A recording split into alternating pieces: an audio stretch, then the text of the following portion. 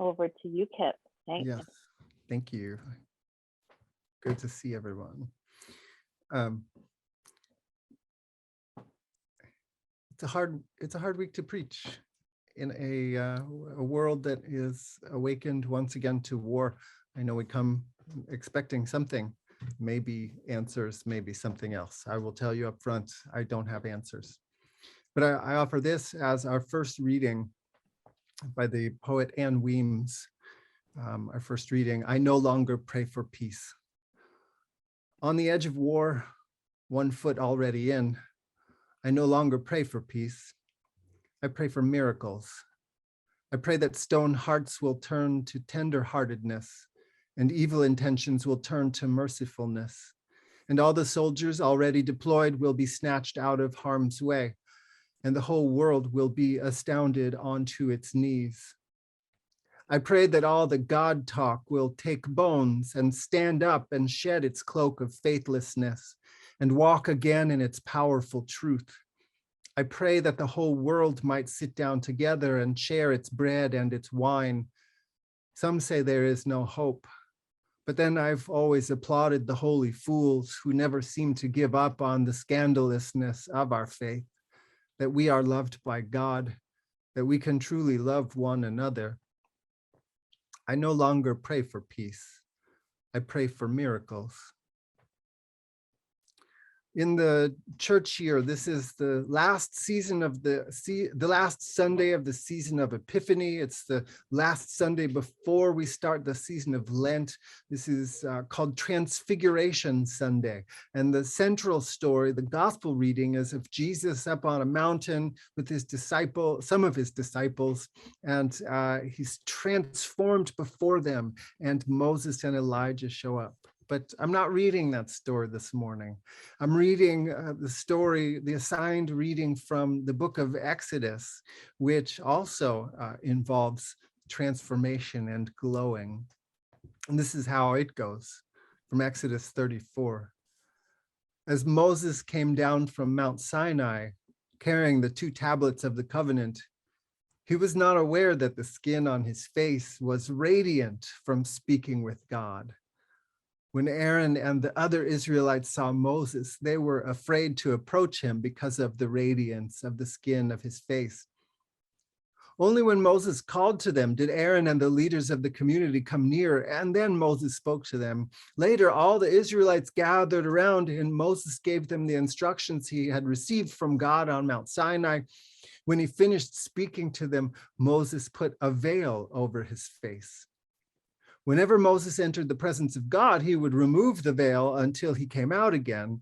And when he would come out and tell the Israelites what had been commanded, they would see that the skin on his face was radiant.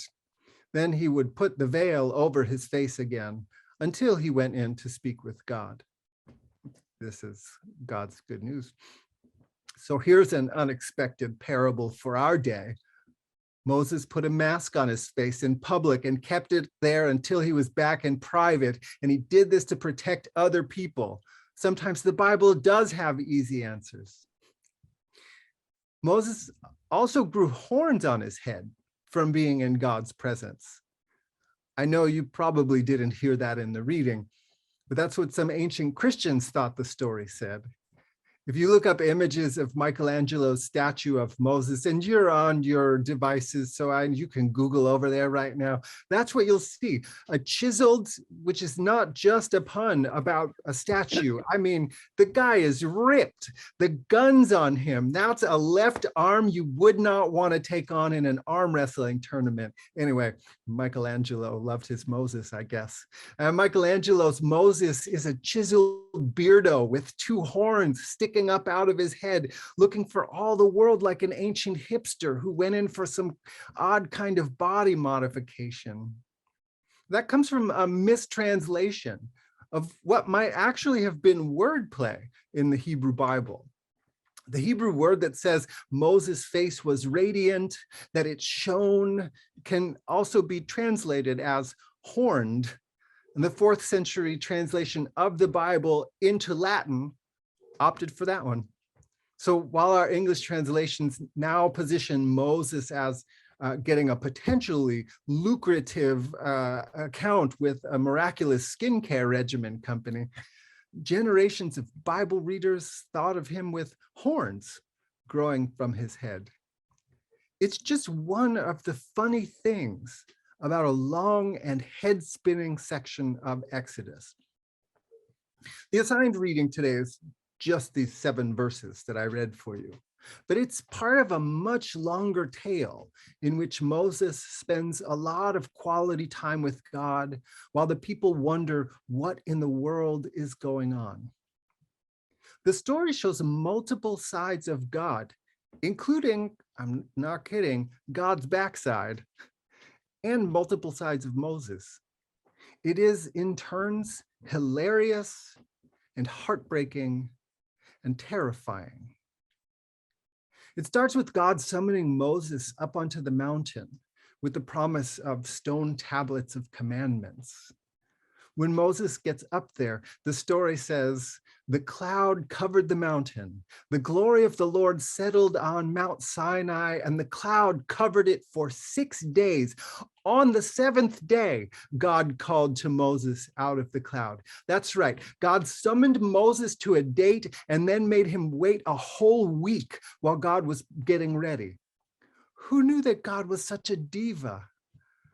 And if that's not enough, God spends the next 6 chapters of the story luxuriating in the details of the tabernacle and its accoutrements, of the curtains, of the furniture, of the robes that Aaron and the priests are going to wear.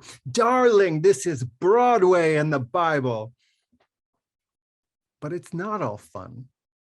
Some of it's very fun, but not all of it. While Moses and God are lost in each other's company, all of the rest of the people are left waiting at the bottom of the mountain without any clue about when or even if Moses will come back, and no real idea of what they're supposed to do next. Did he lead them out into the wilderness only to abandon them? What are a wandering people to do? You may know the story. They figured that they'd been abandoned, so they told Moses' brother, the priest Aaron, to conjure another god to show them the way. They give him all of their gold, and he melts it down and fashions it into the shape of a calf, a radiant thing with horns, as it happens. You see the wordplay coming back. The people said, "Here are the gods who brought us out of Egypt," and they set up a festival day to eat and drink and party. And if you do know the story, you know this isn't going to end well. Up on the mountain, God tells Moses to leave so that God can nurse their own anger and destroy all the people they've left waiting. Here's a remarkable moment in the story. Moses talks God down, just like Abraham had done in an earlier incident of God's wounded ego and flaring temper. God, if you want to destroy the people, or if you destroy the people, you'll just be a laughingstock. The Egyptians will talk smack about the deity who led the people out into the wilderness to kill them. That's Moses' argument. It changes God's mind. God repents, as it were. That's a remarkable claim, that a human can debate God and win. But after Moses had acted as the intermediary and the protector for the people, he turns right around and acts out God's revenge fantasies himself. He melts down the golden calf, grounds it into powder, mixes the powder with water, and makes the people drink it. He yells at Aaron, "What did you do?" Aaron gives the classic response of every dude who doesn't want to take responsibility for his choices. "They made me do it. I don't know what happened. They just said, 'Make us some gods.' So I tossed their gold into the fire and out came this calf." That's my favorite part of the whole story. Out came this calf. That's the comic relief. Maybe the weakest excuse in all of the Bible. Out came this calf. Because the Bible can be pretty funny, but it can also be pretty awful. To wit, The very same Moses who had just talked God down from being a weapon of mass destruction, now calls together men from the tribe of Levi. This is an origin story about how the Levites became Israel's priests.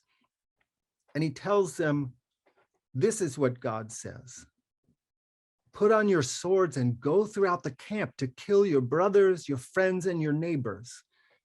And it says they killed 3,000 people that day. This is not a bedtime story. The Bible is hilarious. It's also heartbreaking and terrifying, much like the world we inhabit. After weeks of nervously watching a buildup of troops on Ukraine's border and hearing US government reports and other governmental reports about the likelihood of a Russian invasion, the world watched it unfold on Thursday. From three sides of the country, Russian troops and weapons poured in. They fired explosives. They fought a battle at Chernobyl, raising the possibility of nuclear waste leakage.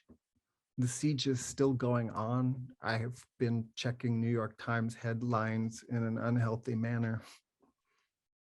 It might raise questions about why media coverage of and world attention to these events always seems so much greater when the human beings involved are lighter skinned, don't refer to God as Allah, for instance, when they are whiter, more Western, and therefore seem more like us. Those are fair and important questions. It's also true that Russia has unleashed brutality and destruction. It is also true that this may very well spark a new refugee crisis. It is also true that the specter of nuclear weapons hangs over us all. We're connected, this congregation, with at least one Ukrainian, Solomia Ivakiv. We heard her playing violin in the gathering music. She's been with us several times to share her gift of music, a world-traveling musician who's played her violin and one time an actual Stradivarius in our sanctuary.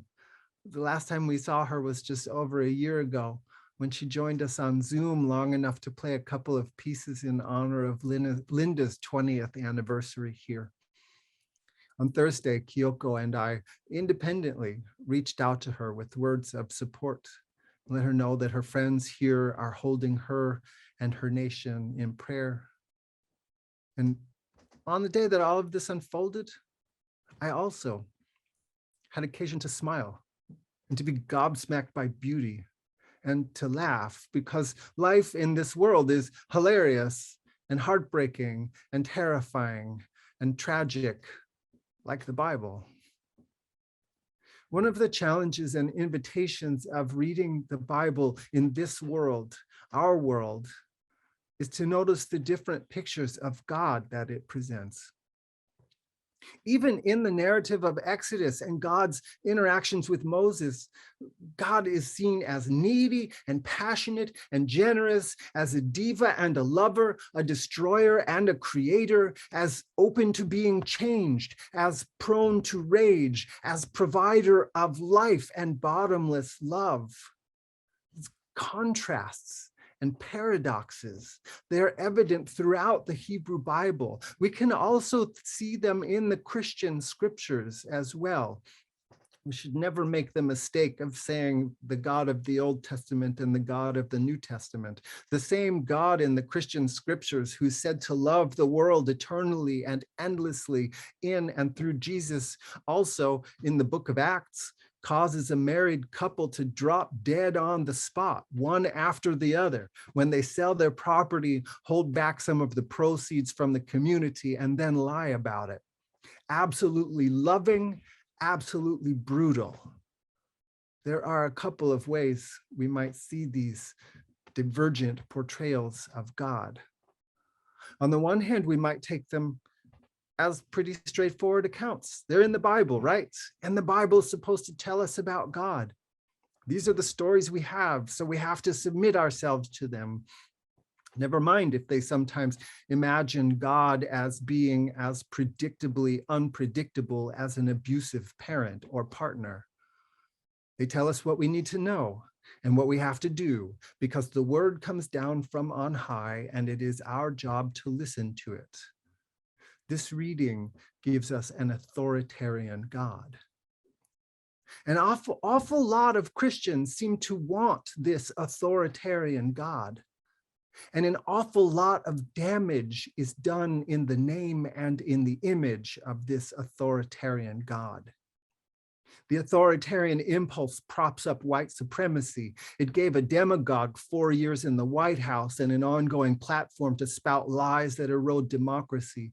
The authoritarian impulse has unleashed destruction in Ukraine. The authoritarian impulse is built on extraction and obedience, and it abdicates responsibility for deliberation and conversation. But it's not the only option. Another way to see these portrayals of God in the Bible is that they are the longings and the yearnings of an uprooted and vulnerable people, the people who suffered violence and who perpetrated violence, who reached for the sublime and sometimes dropped it on the ground. The Bible holds profound clarity of insight and depth of wisdom. It also holds projections and rationalizations and distortions and no shortage of destructive impulses. It's heartbreaking and terrifying and tragic, but it also holds endless possibilities for playfulness and inspiration, for motivation and challenge to seek justice and wholeness. So our job as people who take the Bible seriously, but not literally, is to look for that which gives life. It's there in sight, sometimes even in the terrifying tales. The natural world, it says, is imbued, is filled with, is saturated with sacredness. God is within the clouds. God is on the mountaintop and also shows up in the valleys. God is in the radiance of Moses's face. God is light. God is also in darkness. God is a tender parent. Jesus talks about being bread, of God as a vine, that which sprouts up and grows out and connects. These are very different from God as up there.